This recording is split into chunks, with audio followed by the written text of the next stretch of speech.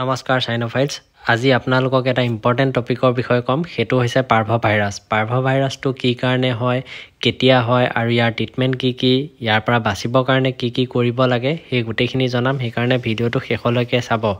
ভিডিঅ'টো আগলৈ যোৱাৰ আগতে আমাৰ তাত ষ্টকত থকা পাপিখিনি আপোনালোকক দেখাই ল'ব ওলাইছোঁ আপোনালোকক যদি লাগে স্ক্ৰীনত দিয়া নাম্বাৰটোত কল কৰিব অল আছাম ডেলিভাৰী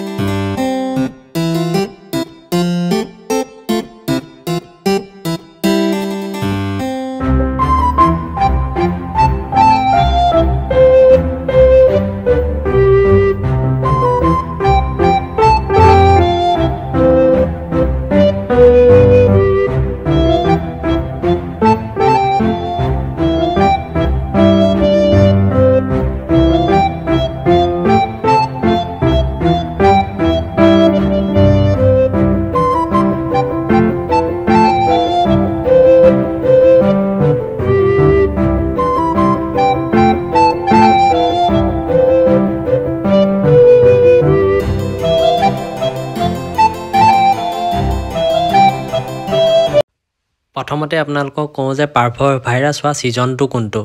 মেইনলি পাৰ্ভভাইৰাছ ফেব্ৰুৱাৰী মাৰ্চ এপ্ৰিল এই 3 মাহত বেছিকৈ হয়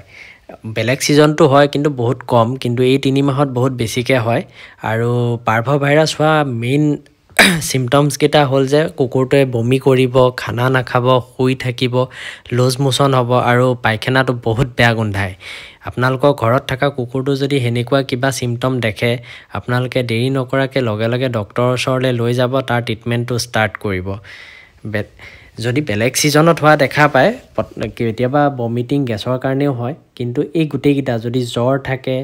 বমি হৈ আছে লুজ মোচন হৈ আছে লুজ মোচনত পায়খানাৰ লগত ব্লাড গৈছে হেনেকুৱা যদি হয় বেলেগ ছিজনটো আপোনালোকে ডক্টৰৰ ওচৰত নিব কিন্তু এইটো ছিজনত হ'লে আপোনালোকে দেৰি নকৰিব সোনকালে লৈ যাব কাৰণ পাৰ্ভভাইৰাছটো এনেকুৱা এটা ডেঞ্জাৰ ভাইৰাছ যোনটো লেট হৈ গ'লে কুকুৰটো বাচা চান্স খুব কমি যায় সেইকাৰণে এনেকুৱা চিম্পটম এইটো ছিজনত দেখিলে আপোনালোকে লগে লগে ডক্টৰৰ ওচৰলৈ লৈ যাব পাৰ্ভভাইৰাছ হ'লে এনেকুৱা নহয় যে আপোনালোকে এদিন তাক ট্ৰিটমেণ্ট কৰিব আৰু ভাল হৈ যাব পাৰ্ভভাইৰাছ হ'লে কণ্টিনিউ আপোনালোকে 5-6 দিন কেতিয়াবা 10 দিনলৈকেও ট্ৰিটমেণ্ট কৰিব লগা হয় আৰু ডক্টৰে যেনেকৈ কৰিব দিয়ে আপোনালোকে তেনেকৈ কৰিব এদিন কৰিব তাৰপাছত বোলে টাইম নাই বুলি আজি নিদো এনেকুৱা নহয় পাৰ্ভভাইৰাছ হ'লে কমপ্লিট খানা পিনা বন্ধ হৈ যাব পানী চানি একো দিব নোৱাৰিব অকল চেলাইনতে ৰাখিব লাগিব ডক্টৰে চেলাইন দিব এণ্টিবায়'টিক দিব গেছৰ ইনজেকশ্যন দিব বমিৰ ইনজেকশ্যন দিব পায়খানাৰ চেলাইন দিব হেনেকেই কুকুৰটো ৰাখি থ'ব 5 দিনমানলৈকে তো আপোনালোকে তাৰ মাজত ট্ৰিটমেণ্টৰ মাজত গেপ নিদিব ভালকৈ গোটেইখিনি ট্ৰিটমেণ্ট সদায় কৰিব এতিয়া আপোনালোকক জনাওঁ যে পাৰ্ভভাইৰাছৰ পৰা আপোনালোকে বাচিব কেনেকৈ পাৰ্ভভাইৰাছৰ পৰা বাচিবলৈ মেইনলি আপোনালোকৰ কুকুৰটোক ভেকচিনেশ্যন কমপ্লিট কৰাই ৰাখিব লাগে যদি আপোনালোকে ভেকচিন নকৰাই তেতিয়াহ'লে পাৰ্ভভাইৰাছ হোৱা চান্স বহুত বেছি থাকে সেইকাৰণে ভেকচিনৰ পৰা ড'জটো কমপ্লিট কৰি ৰাখিব তাৰোপৰিও ফেব্ৰুৱাৰী মাৰ্চ এপ্ৰিল এই 3 মাহত আপোনালোকে যিমান পাৰে কুকুৰটোক ঘৰৰ বাউণ্ডৰীৰ ভিতৰত ৰাখিব ৰাস্তাই চাস্তাই ফুৰাবলৈ নিনিব কাৰণ বাহিৰা কোনোবা এটা কুকুৰ যদি পাৰ্ভভাইৰাছ লাগি থকা কুকুৰ এটাই য'ত ক'ৰবাত পটি কৰি থৈ গৈছে পেচাব কৰি থৈ গৈছে তাত গৈ যদি আপোনাৰ কুকুৰটোৱে শুঙে তেতিয়াও আপোনাৰ কুকুৰটো ভেকচিন দিয়া থাকিলেও হৈ যোৱা চান্স বহুত থাকে আৰু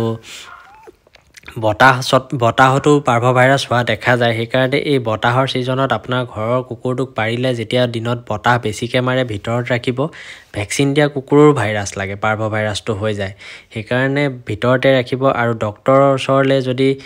নিয়ে কিবা ট্ৰিটমেণ্টৰ কাৰণে হওক বা ভেকচিন কৰাবৰ কাৰণে হওক আপোনালোকে যিমান পাৰে ডক্টৰক ঘৰলৈ মাতিব আৰু যদি অসুবিধা হয় তেন্তে আপোনালোকে লৈ যাব কোচতে ৰাখি ভেকচিন মৰাব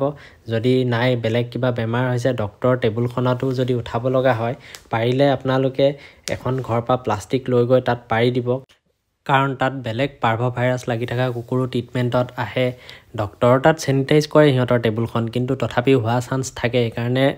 এখন সেই টেবুলখনত আপোনালোকে এখন প্লাষ্টিক পাৰি দিলে কিছু পৰিমাণে কমি যায় আৰু পাৰিলে ডক্টৰজনক নতুন হেণ্ড গ্লোভছ লগাই ল'বলৈ ক'ব আৰু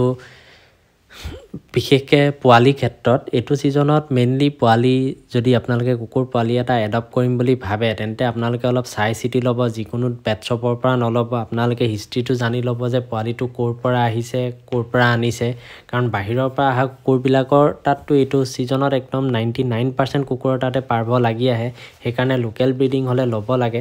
কাৰণ সৰু পোৱালিৰ ক্ষেত্ৰত 91% পোৱালিয়ে মৰা চান্সটো বহুত বেছি থাকে। ডাঙৰৰ ক্ষেত্ৰত অলপ কম থাকে কাৰণ ইমিউন ছিষ্টেমটো ডাঙৰখিনি অলপ। আৰু যদি আপোনালোকৰ ঘৰত এটাতকৈ বেছি কুকুৰ থাকে তেনেকুৱা ক্ষেত্ৰত আপোনালোকে যদি এটা কুকুৰৰ পাৰ্ভ ভাইৰাছ হোৱা দেখা পায়, লগে লগে পাৰ্ভ ভাইৰাছ নোহোৱা কুকুৰটোক ছাইড কৰি দিব আৰু দুইটাক কণ্টেক্টত আহিব নিদিব, তাক এক্সট্ৰাকৈ ৰাখিব আৰু পাৰিলে ডক্তৰক পৰামৰ্শ লৈ তাক এটা এণ্টিবায়'টিকৰ কোৰ্চো কৰাই ল'ব। বাকী ইমানখিনিয়ে আছিলে পাৰ্ভ ভাইৰাছৰ ওপৰত। আৰু বিশেষকৈ নতুন পোৱালি লোৱাৰ ক্ষেত্ৰত পাৰ্ভ ভাইৰাছ বেছি হোৱা দেখা যায়। সেইকাৰণে আপোনালোকে নতুন পোৱালি এটা যদি ল'ব বিচাৰে এইটো ছিজনত, তাৰ পাৰিলে আমাৰ অসমতে হোৱা মানুহৰ ঘৰৰ পৰা ল'বলৈ চাব। তেতিয়া পাৰ্ভ ভাইৰাছ হোৱা চান্সটো বহুত কমি থাকে।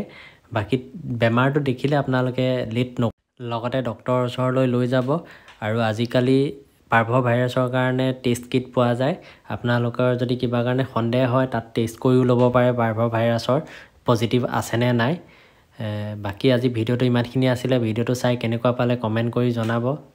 ভিডিঅ'টো লাইক কৰিব, শ্বেয়াৰ কৰিব। চেনেলটো যদি ছাবস্ক্ৰাইব কৰা নাই তেতিয়াহ'লে ছাবস্ক্ৰাইব কৰি দিব। ধন্যবাদ।